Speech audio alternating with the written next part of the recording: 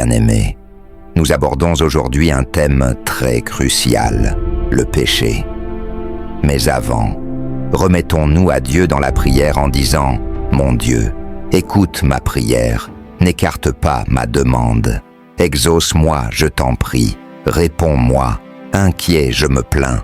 Je suis troublé par les cris de l'ennemi et les injures des méchants, de ma condition de péché qui me tétanise et des autres avatars de la vie qui sont un gros obstacle à mon avancement. » Le péché est souvent défini comme une transgression volontaire de la loi divine. Dans un sens plus large, il peut être compris comme une action ou une pensée qui va à l'encontre de ce qui est considéré comme juste et moral. Selon différentes traditions religieuses, le péché peut avoir des implications diverses, mais il est généralement perçu comme une rupture de la relation entre l'homme et Dieu ou entre l'homme et la communauté.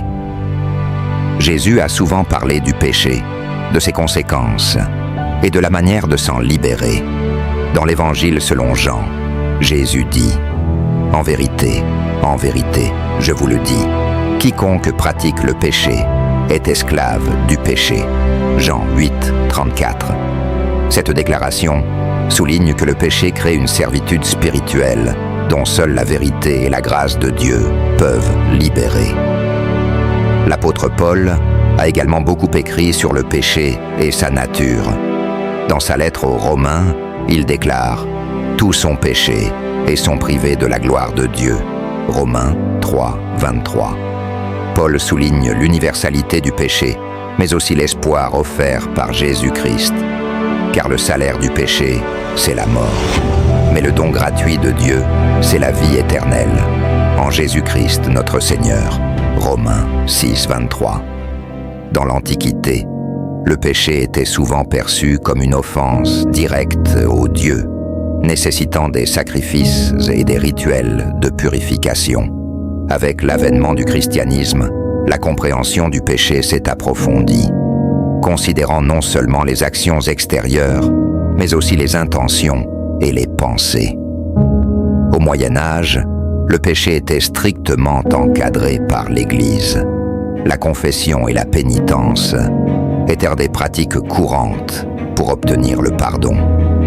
Saint Augustin, par exemple, a beaucoup écrit sur la nature du péché et la grâce divine, affirmant que seule la grâce de Dieu peut libérer l'homme de sa nature pécheresse.